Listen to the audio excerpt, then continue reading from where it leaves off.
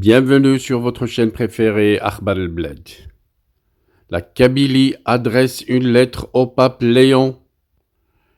Alerte sur la tolérance vitrine du régime algérien qui réprime les chrétiens kabyles. À l'approche de la visite officielle du pape Léon en Algérie, prévue du 13 au 15 avril prochain, un ancien pasteur de l'église protestante d'Algérie, dont l'église a été fermée et dont des fidèles ont fait l'objet de poursuites judiciaires, a adressé une lettre ouverte au souverain pontife. Il y dénonce le risque d'instrumentalisation d'une visite pontificale par un régime accusé d'avoir fermé la totalité des églises en Kabylie et de poursuivre ou d'emprisonner des Kabyles chrétiens en raison de leur foi. Cette prise de parole intervient alors que dans son rapport annuel 2026, portant sur les violations constatées en 2025, la Commission américaine sur la liberté religieuse internationale recommande de maintenir l'Algérie sur la Special Watch List en soulignant la persistance de restrictions graves et structurelles à la liberté religieuse dans le pays. Voici donc la lettre ouverte au pape Léon. Très Saint-Père, ne soyez pas l'otage d'une tolérance de façade en Algérie. En tant qu'ancien pasteur de l'église protestante d'Algérie, ayant moi-même subi la fermeture de notre lieu de culte, je m'adresse à votre sainteté avec la gravité qu'impose l'heure, alors que vous vous apprêtez à fouler le sol algérien, l'antique Numidie. Votre présence risque d'être instrumentalisée par un État autoritaire pour masquer une réalité tragique, à savoir l'étouffement méthodique des chrétiens locaux. En choisissant le nom de Léon, vous avez certainement réveillé la mémoire d'une figure immense de la chrétienté, Léon le Grand. Ainsi votre nom n'est pas seulement un titre, c'est une promesse de courage et d'espérance face aux puissances temporelles qui oppriment les fidèles.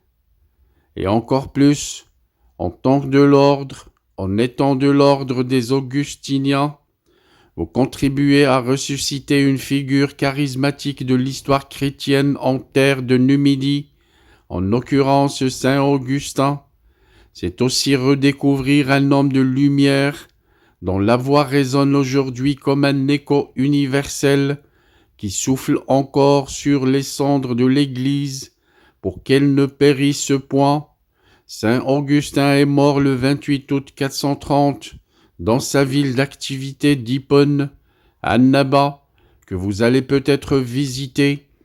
Alors que les Vandales assiégeaient la cité, Saint Augustin a refusé de fuir, choisissant de rester avec ses fidèles jusqu'au dernier souffle, malgré la menace qui pesait sur les églises de sa Numidie.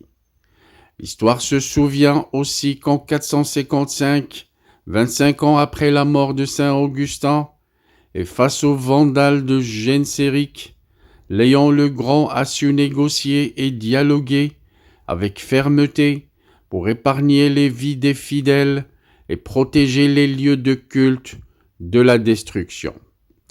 Très Saint-Père, Léon le Grand n'a pas protégé les églises en se soumettant, mais en s'imposant par son autorité morale. Aujourd'hui, nous souffrons de voir les autorités catholiques d'Algérie s'émurer dans une neutralité qui ressemble à une allégeance. Ce silence face à la persécution de vos frères protestants est une blessure au flanc du Christ. On ne peut honorer la mémoire de Saint Augustin sur sa terre natale tout en ignorant le sort de ceux qui, comme lui, confessent le Christ au prix de leur liberté. Aujourd'hui, en Algérie, nous ne faisons pas face à des barbares, mais à un État autoritaire qui utilise une loi de 2006, votée en catimini comme une arme de siège.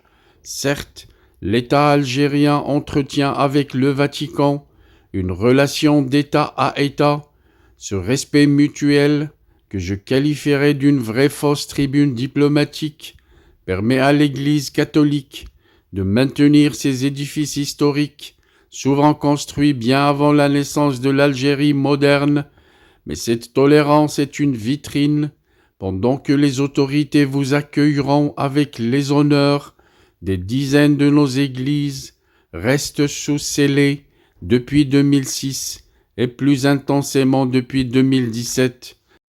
La quasi-totalité des lieux de culte de l'Église protestante d'Algérie ont été fermés. L'ordonnance de mars 2006, officiellement destinée à organiser le culte non musulman, n'est qu'une guillotine juridique, l'arme fatale aux mains des autorités algériennes.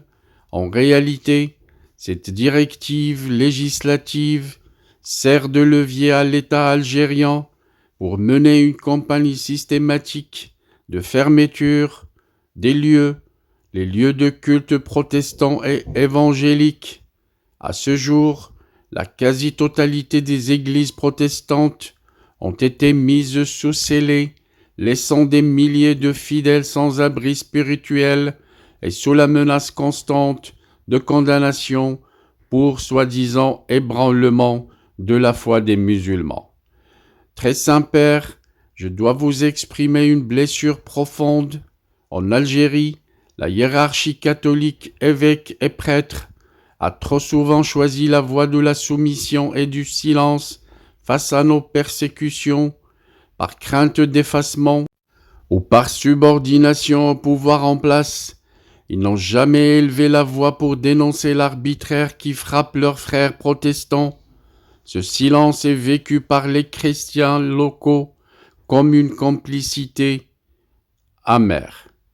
Ce que nous attendons de votre visite, très Saint-Père, c'est de ne pas vous laisser enfermer dans le protocole diplomatique de façade, et s'il vous plaît, ne laissez pas le régime utiliser votre visite pour valider sa politique religieuse discriminatoire, et enfin, nous vous demandons, cher Saint-Père, de briser le silence de la hiérarchie catholique en Algérie et de rappeler à vos représentants que la solidarité chrétienne n'est pas une option diplomatique, mais un impératif de l'Évangile.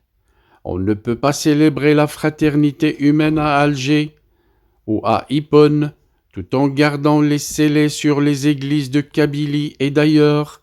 Le pape ne doit pas être l'otage d'une mise en scène de tolérance qui ne profite qu'à l'image d'un régime autoritaire.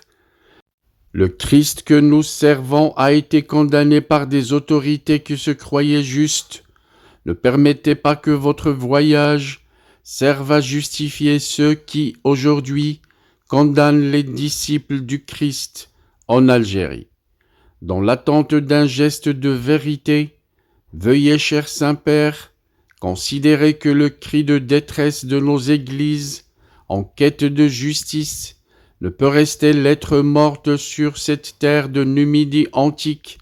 En venant marcher sur les traces de l'évêque d'Hippone, vous ne venez pas seulement saluer des ruines, mais réveiller une conscience universelle qui a marqué toute l'humanité. Ancien pasteur de l'Église protestante d'Algérie.